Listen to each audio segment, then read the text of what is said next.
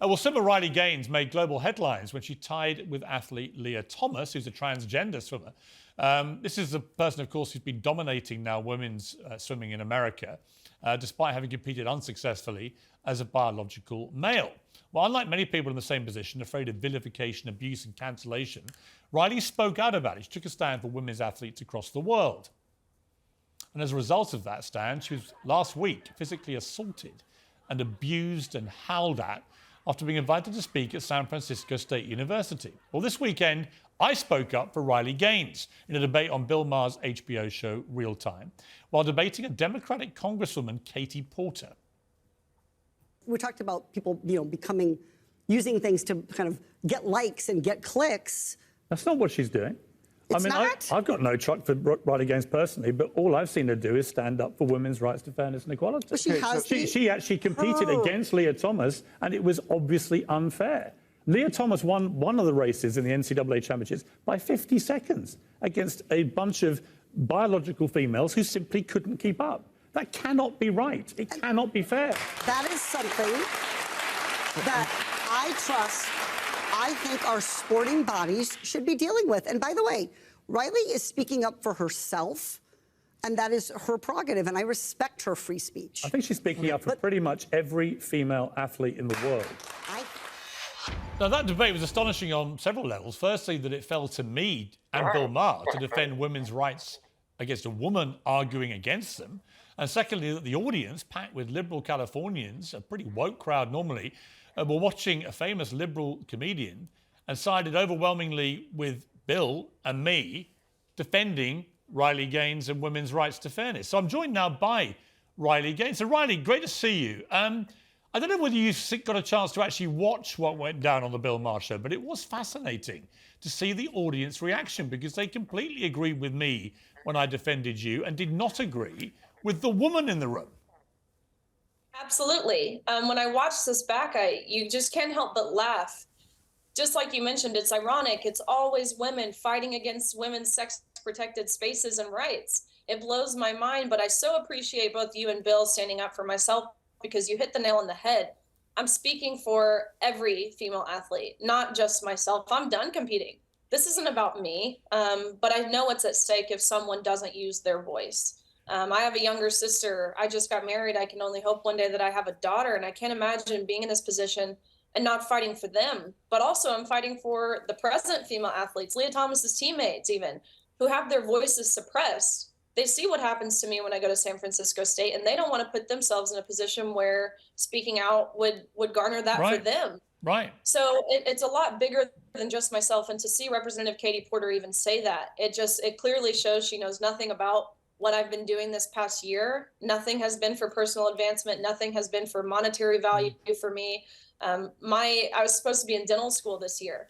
So by no means did I even feel equipped to do what I'm doing. This is not about me. And hearing her say that showed her true ignorance. Yeah, I completely agree. And in fact, Leah Thomas today tweeted the following: "It breaks my heart to see trans kids across the country lose out on these opportunities. During a time of anti-trans backlash, the trans community needs explicit protections from discrimination in order to live our lives free and equally. All trans kids deserve the opportunity to compete and play in the sports they love without compromising who they are." Now, my problem with that, and I think you picked up on this as well in your response to Leah Thomas, is, well, what about fairness and equality for the women?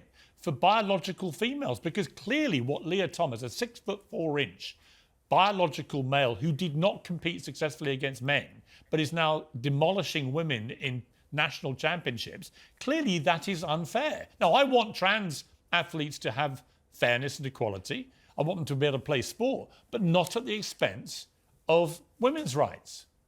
Exactly. The first sentence you said, I believe it was, Leah Thomas quoted saying, "It breaks my heart to see trans kids lose out on opportunities." You're exactly right. Replace that with the word woman. Does it still break Thomas's heart to see women lose out on opportunities? Because that's exactly what's happening. From my experience competing against Leah Thomas at the national championships, I watched firsthand women lose out on opportunities. I watched women not become All-Americans, missing that 8th and 16th place by one place because they were displaced by a male. This, of course, goes against everything that Title IX was created to protect. And now we have the Biden administration, the people in the White House who are actively working to rewrite Title IX.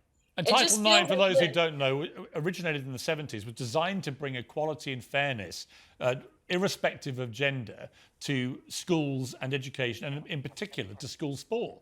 And clearly that is now not happening. And the Biden administration are effectively endorsing this unfairness.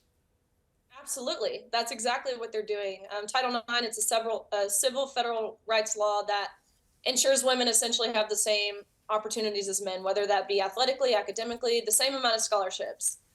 We saw women fight for this in the 70s. We saw someone as amazing as Billie Jean King, Megan Rapinoe. These are feminists who fought for women's rights. But now both of these women, along with the Biden administration, they're actively working to undermine everything they once fought for. Well, Megan Rapinoe was out there tweeting away that, this is all fantastic, and of course trans athletes should be doing this. And I made the point, well, how would she have felt if she'd lost her place in a national women's soccer team, which was obviously they were world champions, to a trans athlete who was 5 inches taller, stronger, faster, and much better at football, but who had been unsuccessful playing in a men's team? How would she have felt then? Well, if you've ever seen Megan Rapinoe play, she's a very tough, aggressive player. So I can tell you exactly what I think she would have done. I think she genuinely would have shivved someone who tried to take her spot, a male who tried to take her spot. And I think it's worth mentioning that she's done playing. She has nothing to lose. She doesn't have a daughter to defend. So for her, what to lose by almost virtue signaling, by coming off as kind and inclusive and welcoming and accepting and tolerant and loving and all of the things. But in reality, it's not kind to ask a girl to share a locker room with a man who's fully equipped with and exposing male parts. And it's not inclusive to ask a woman to smile and step aside on the podium so a man can take her trophy and take her spot in her honors. Yeah, I just find this whole debate completely baffling. I don't understand why every woman in the world wouldn't join together and say this is outrageous. And it's the treachery from women like the Democrat Congresswoman Katie Porter, like Megan Rapinoe, like these others who should be doing a lot better than they are. But you know what? A lot of women are scared. They're scared to do what you've done. You went to San Francisco State University and, you were in fear of your life with that mob. And it was terrifying. Absolutely. It sure was. I was essentially, I know you saw the video, but I was physically assaulted and I was held for ransom for 3 hours. These people who barricaded me in this room, they were demanding money if I wanted to make it home safely, which then the dean of students was actually negotiating with them. It's like, why are we negotiating my safe passage home? This is crazy. But you're exactly right. These girls, they're terrified. They're scared. Parents are even scared. They don't want to lose their job. Coaches, athletic directors, no one wants to be in a position where you ruffle feathers or step on toes, but that's what it's going to take. It's going to take sacrifices. It's going to take girls not willing to get up on that starting block, not jump when the gun blows. We need people who are willing to take that next step. And I know it's unfortunate that it's come to this circumstances to have to make change, but that's what it's going to take.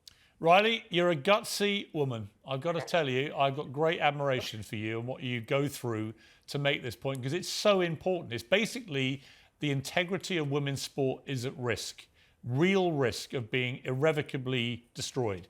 And I think that people like you should just be applauded by women around the world for making the stand you're doing, a great personal risk to yourself. So well done to you. Keep it going. And you'll always have me in your corner. Of course. Thank you so much, Piers. All the best. Thanks, Riley.